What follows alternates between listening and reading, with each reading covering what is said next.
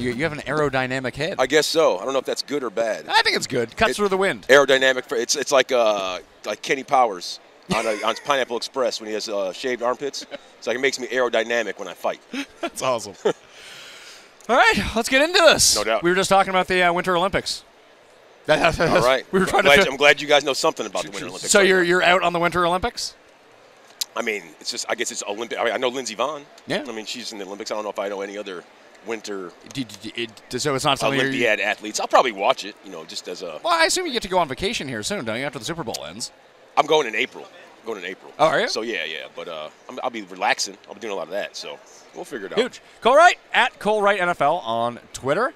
You're here all week, and you're doing the Super Bowl live at 1 p.m.? Yes, I am. That's awesome. Right over there. It's going to be myself and James Jones today. Yesterday it was myself and Terrell Davis. And, we're going to take you in and out of the press conferences. We're going to hear from, obviously, everyone on the Eagles. We're going to hear from a lot of guys, of course, on the Patriots. Yesterday was pretty much Bill Belichick and Tom Brady all day long. And can't really get enough of those two guys, especially when they're finding out where they're getting bitten by dogs. Tom Brady bitten by a dog in Minnesota as well as Massachusetts. So, how many times have you been bitten by a dog? Once. That's what Terrell Davis said. He's been bitten by a dog more times than anybody he knows. He's been bitten by a dog once. I've been bitten by a dog once, and you've been bitten by a dog once. So, how long? Tom Brady twice. Yeah. Why do dogs hate Tom Brady so much? There's a lot of dogs walking around here. I guess those dogs hate greatness. Not a big fan of greatness. They're trying to suck the greatness out of them. Trying to get it out of them, yeah. There's a lot of dogs walking around here. You can't pet them, though.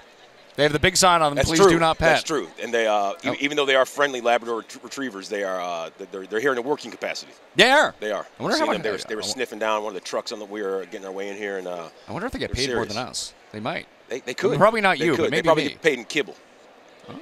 I mean, in their world, that's like not bad. Bitcoin. It's cryptocurrency. That's what it is these days. That's right. There are crypto kitties. You get crypto puppies as well. Dog cryptocurrencies. I guess we got to talk about the game a little bit. Why not? That's what it's all about. You've been listening to all the pressers. I haven't really seen any. Has anyone said anything of any substance and interesting yet? No, not yet. At least not yet. But I mean, we can expect to see something probably a little bit closer to game time, and the guys are probably going to buckle down. But right now, their focus is narrowed. I mean, we know that. I mean, these guys have they have one goal, both sides, and it's to win a Vince Lombardi Trophy. And I don't fault any of them for that because you put in all this hard work, and I think it's a life's culmination for a lot of guys. And for some guys, that when they get there, and they might not take it as serious.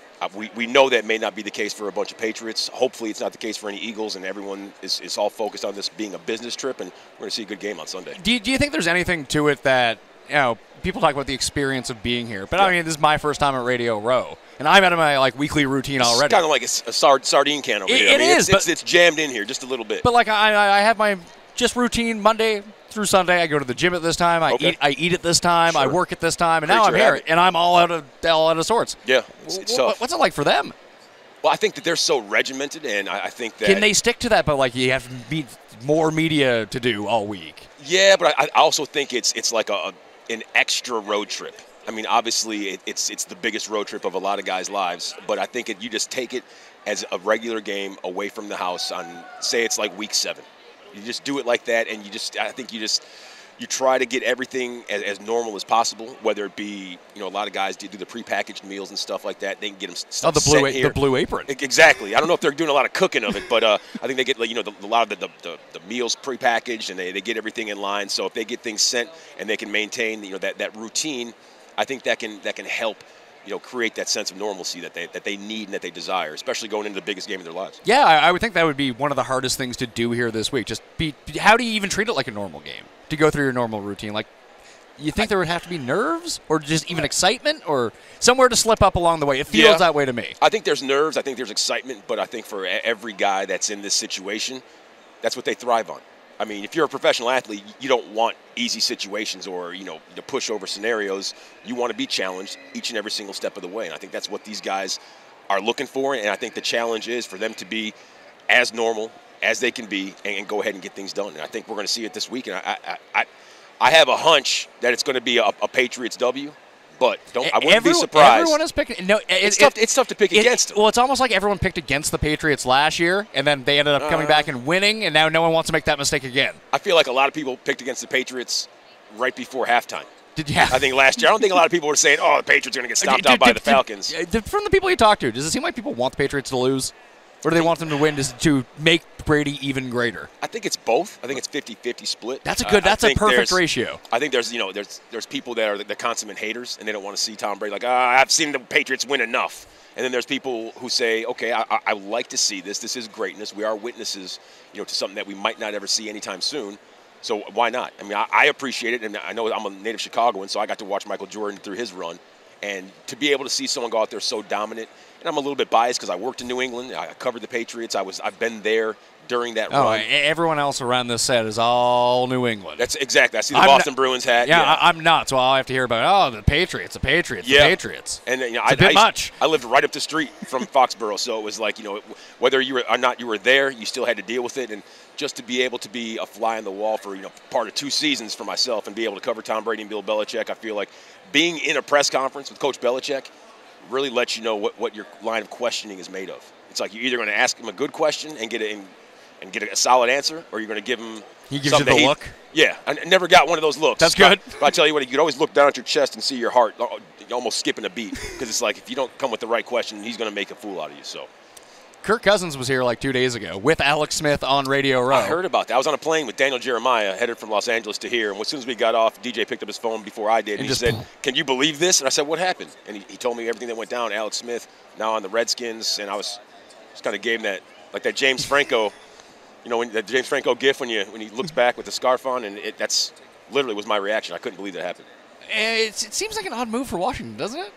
I think it does. I think when there's, so many people were always saying, with Alex Smith and the Kansas City Chiefs, there were so many question marks surrounding him. He's solid play in the regular season. Could you get over the hump? And then we saw this year, he couldn't get it done against the Titans at the house, the loudest stadium on the face of the earth. And you can't even get not to say they didn't have the fan support, but you can't get the fan support to rally you to a W. And then for them to kind of just say, Kirk Cousins, okay, we're good.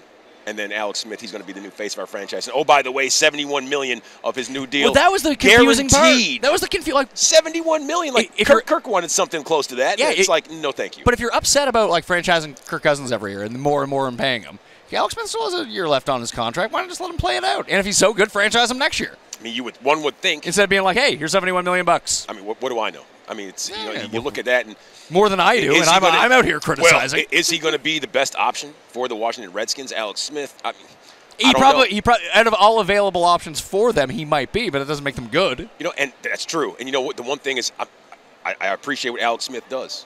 I also appreciate Kirk Cousins, but I hope for Kirk Cousins, I hope wherever he lands next, he goes out there and just blows the doors off. All right, just for him to be there, and not to say he was disrespected, but for him to keep asking for this, that, and the other, and for them to be like, oh, well, okay, it's almost like when you go to a fast food restaurant, like, can I get some extra sauce? And then the person's like, okay, and then they disappear in the back to the kitchen, and it's like 5 minutes later, you're still waiting on sauce. Or are they trying to charge you for it? 20. Like you go there, it's like, is your name Greg Burger King? I don't think so. Like, is this coming out of your pocket? Like, I think you'll be all right. But I think that's how Kirk Cousins should feel. I mean, I would feel a little bit disrespected, just slightly. I would too, but does Washington know? I mean, they're not. We're thinking about franchises that know what's going on.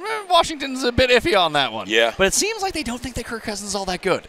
Well, they think that he's see. fine. Like I said, I hope he goes somewhere. It's almost not to say that he's going to go to the Patriots, because we know that's not going to happen. But Jets, Denver, Arizona, maybe Jacksonville. Yeah.